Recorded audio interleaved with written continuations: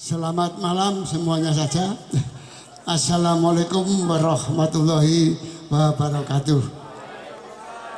Saya kaget. Biasanya kalau saya naik panggung iringannya bukan gamelan itu, Jula Juli. Ini diiringi begitu saya bingung. Bapak Ibu sekalian, mohon maaf sebelum saya mulai bicara kepada panitia, maaf satu saja. Pada saat mengheningkan cipta dipimpin oleh pejabat tertinggi setempat, dipimpin oleh pejabat tinggi setempat. Jadi kalau ini tingkat RW, maka Pak RW yang memimpin mengheningkan cipta. Yang kedua, mengheningkan cipta itu perlu peresapan, penenangan pikiran, ketenangan, sehingga musiknya yang halus, jangan jedal-jedul, nanti hilang perasaannya, supaya kita bisa hening. Butuh heningnya. Ini satu ini saja dulu. Mohon maaf, ini saya mumpung ingat. Terima kasih. Ya, nggak usah, mau sehat kok. Lalu yang kedua, saya mohon maaf untuk bicara begini tidak mudah. Tetapi tadi malam jam 8:15 saya didadak oleh Mas Budi untuk mengisi seperti ini. Saya mohon maaf, memang tidak mudah. Setelah saya pelajari, banyak yang mampu, tetapi sedikit yang mau. Setelah saya pelajari, mengapa begitu? Biasanya kalau di sini bicara, di situ bicara sendiri-sendiri. Sehingga apa yang dibicarakan di depan tidak ada artinya. Masuk kanan, keluar kiri, sehingga pulang tidak membawa oleh-oleh. Ini akhirnya sulit mencari pembicara. Mari kita semua belajar menguasai diri untuk ikut ambil bagian di dalam acara semacam ini, sehingga nanti kita pulang bukan seneng-seneng karena berkat, tetapi membawa oleh-oleh santapan rohani yang bisa dibawa ke rumah, bisa direnungkan dan sebagainya. Mohon maaf Pak Edi. Ya, itu yang saya pesankan. Malam ini menurut panitia 3 in 1. 3 in 1, 3 ku 3. 3 in 1, telu-teluning manunggal. Barian, renungan suci, dan tahlil akbar. 3 jadi 1. Maka malam ini saya tidak banyak Pak RW yang kami bicarakan, kami sampaikan. Yang pertama barian. Barian itu dari kata barokah, halal, bebas bahaya, maka disebut barian dari kata barokah. Apa tujuan barian? Satu, mohon kepada Allah untuk keselamatan kita semua. Minta selamat. Di sini Pak Selamat ada pondok saya tidak tahu, tapi minta keselamatan. Yang kedua tujuannya untuk kebersamaan kita, untuk persatuan, untuk bersilaturahmi, makan bersama. Ini barian. Yang kedua, renungan suci.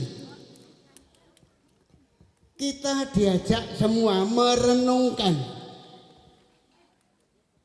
jasa-jasa para pahlawan yang telah membantu kita di dalam memperjuangkan kemerdekaan. Di RT 1 saya lihat ada deretan pahlawan yang dipajang di sana. Bukan hanya sekedar dilihat, tetapi kita melihat, memaknai apa yang telah dikorbankan oleh beliau-beliau itu. Berjuang, meninggalkan harta benda, meninggalkan keluarga, sampai berkorban nyawa demi Indonesia merdeka. Sekarang kita tinggal mengucapkan, memekikkan kata merdeka. Sejauh mana semangat kita? Merdeka! Loh ya, hanya 13 yang merdeka begini. Yang belum. Kalau emang semua semangat bagus. Merdeka! Merdeka! Terima kasih. Nah, itu namanya semangat. Kita hanya menyemangati saja. Saya sendiri tidak mengalami perjuangan, tidak nyipati perjuangan, karena saya mohon maaf dilahirkan baru tahun 47, padahal merdekanya 45, 47 baru dilahirkan, nanti April depan itu baru kepala 8, jadi masih terlalu muda, belum bisa menghayati perjuangan. Itu. Nah, tapi kita tahu dari mana semua itu bisa dari pelajaran sekolah, dari membaca buku, diberitahu. Walaupun tidak menyipati, tapi saya percaya bahwa perjuangan mereka sungguh luar biasa. Tidak melihat, tetapi saya percaya. Maka berbahagialah kita semua ini. Walaupun tidak melaksanakan, walaupun tidak melihat, tapi kita percaya bahwa kemerdekaan perlu perjuangan. Nah, daripada ditagih Pak RW, saya dahului Pak RW. Beli bunga ke Pasar Batu Pak RW. Naik Honda berbonceng 3. RW 2 tetap bersatu, hidup rukun bersuka cita. Bapak Ibu, saudara sekalian, ya yang saya hormati semua saja, tidak saya sebut satu persatu. Kita memang dilahirkan untuk merdeka. Pakai merdeka tidak sekedar dibaca, tidak sekedar diucapkan, tetapi perlu diwujudkan di dalam kehidupan kita sehari-hari.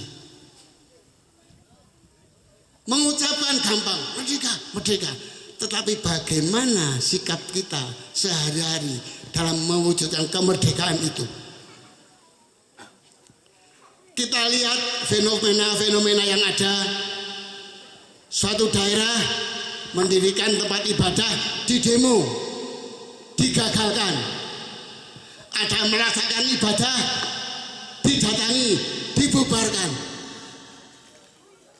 Ini hal-hal yang tidak sesuai dengan sila 1 Tuhan Yang Maha Esa. Kita sebagai warga RW 2, biar mereka begitu, biar mereka begitu. Yang penting di RW 2 jangan sampai terjadi seperti ini. Setuju? Nah, untuk menjaga supaya masyarakat RW 2 tetap satu rukun, guyub rukun agawe santoso. Ojo dibanding-bandingke, tidak usah melihat ke sana kemari. Mari kita lihat kampung kita sendiri, kita bangun bersama-sama untuk mewujudkan satu kesatuan di dalam meneruskan, menjaga, melestarikan kemerdekaan Indonesia. Ini Bapak Ibu Saudara sekalian, di depan kita ada tanaman. Ada tanaman. Sekali menanam enak. tetapi tidak sekedar menanam, harus dirawat, dipelihara, disiram, diberi pupuk dan sebagainya, baru bisa tumbuh subur. Begitupun kemerdekaan. Kita diberi kemerdekaan, diberi sempat merdeka. Bagaimana kita menjaga kemerdekaan ini? Perlu kita usahakan, kita perjuangkan. Apa dasarnya? 81 tahun yang lalu di bumi Indonesia ada 5 intan yang terpendam di Indonesia. Oleh Bung Karno dibongkar, digali, diangkat ke bumi Indonesia, dicantumkan dalam Pancasila.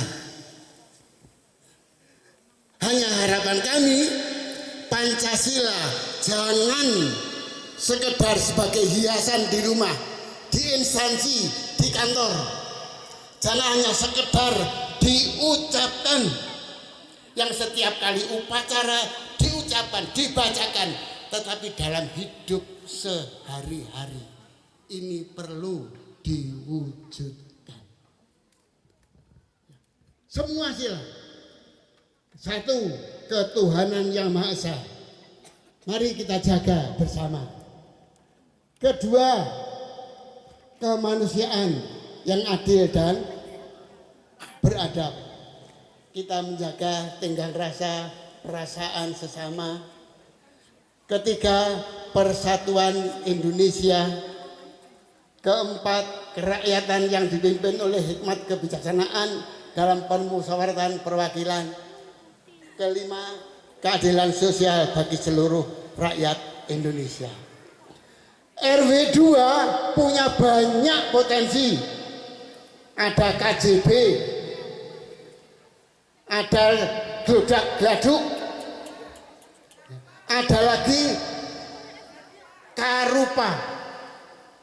Nah, ini milik RW 2, akses RW 2. Kalau tiga-tiganya bisa bekerja sama, insya Allah RW 2 luar biasa. Tetapi selama Glodak Gladuk jalan sendiri, KJP jalan sendiri, Karupa jalan sendiri, RW 2 belum rukun Gaya Santoso belum terwujud. Maka ini kami harapkan, mari saling mendukung, saling mengisi. Ini milik kita bersama. Jadi jangan dipilah-pilah. Maaf Pak RW, kalau boleh saya sedikit saja, saya cuplik. Lahirnya Karupa, cikal bakalnya Arupa, itu yang awalnya perwakilan dari Universitas Binus, perwakilan datang ke rumah saya menyampaikan misi, visi Binus.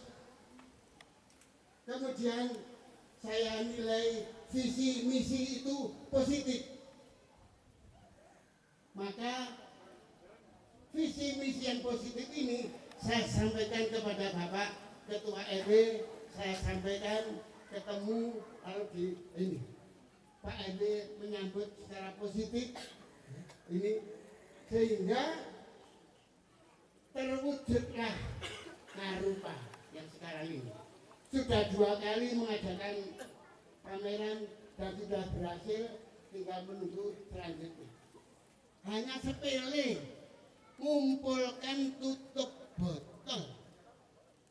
Jangan dihitung berapa sedikit banyak, tetapi justru yang sedikit itulah yang menjadi modal dari yang banyak. Kalau kita hitung di RW 2 ada berapa kakak Bapak? 650 kira-kira. Satu rumah punya satu tutup botol saja sudah menjadi 650 tutup botol yang bisa diolah, diwujudkan menjadi barang yang sangat tinggi nilainya. Ini hasil dari kerja sama kita bersama. Ini milik kita. Ini yang perlu kita wujudkan. Kita tidak menjangkau yang tinggi-tinggi, persatuan Indonesia dan sebagainya. Tapi di RW 2 ada persatuan, maka negara akan bersatu. Kuncinya kita semua. Mari kita belajar terus, mencoba, tidak usah melihat banyak orang lain, tapi kita melihat diri kita masing-masing. Seperti tadi Bapak RW menyampaikan, apa yang bisa kita lakukan untuk RW, bukan RW berbuat apa untuk saya. Ini perlu kesadaran dan menanamkan kesadaran.